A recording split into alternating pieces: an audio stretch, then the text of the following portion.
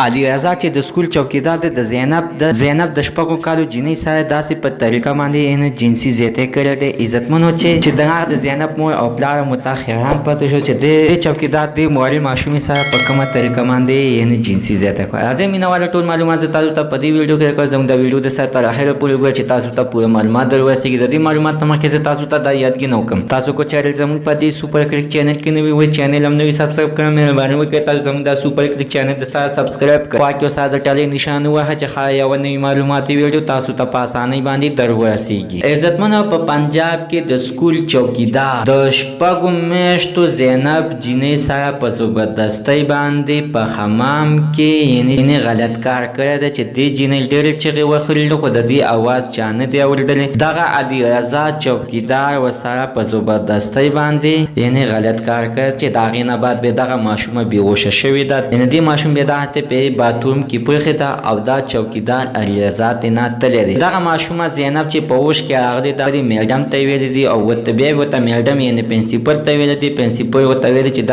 دا خبره به هېڅ چا ته نه کوې خو چې ودې کړې تا به زه د دې سکول نه وباسم. خو دغه ماشوم ښایي وجود دومره دردونه کول او په زړه یې نشو ساتلی خپل مور او پلار ته ویلي چې هغوی بیا سوشل میډیا ته رامخامخ شول او ټولې دنیا ته یې وښودل چې وګوره د سکول چوکیدار علي رضا ما سره دغه شانتې غلط کار کړی. عزتمنو چې د ټولو نه اوس غټه خبره دغه ده چې دغه چوکیدار پولیسو نیولی دی. پولیسو سره د دغه چوکیدار ته د اخر کومه سزا ورکړل شي. عزتمنو چې د دغې ماشومې زندګي غرقه او تباه او برباده کړي. مینهوالو زموږ د سره نننۍ معلومات ته د دې ځای پورې د نوي معلومات دپاره د سره زموږ د سوپر کلیک چینل د سره سبسکرایب کړئ. خوا کې ورسره د ټلې نشان ووهئ چې هر یوه نوي معلوماتي ویډیو تاسو ته په اسانۍ باندې در ورسیږي.